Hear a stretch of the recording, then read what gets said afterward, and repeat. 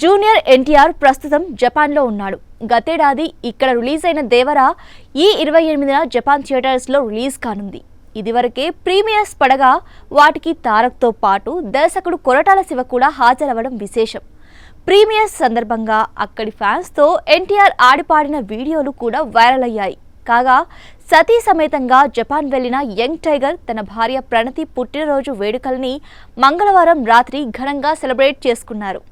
ఇందుకు సంబంధించిన 2 ఫోటోలని షేర్ చేసుకోవడంతో పాటు క్యూట్ క్యాప్షన్ కూడా పెట్టాడు.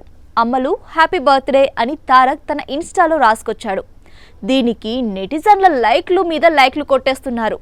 2011లో తారక్ ప్రణతికి పెళ్లైంది. ఓ ఫంక్షన్లో ప్రణతిని చూసిన తారక్ తొలి చూపులోనే ప్రేమలో పడ్డారట.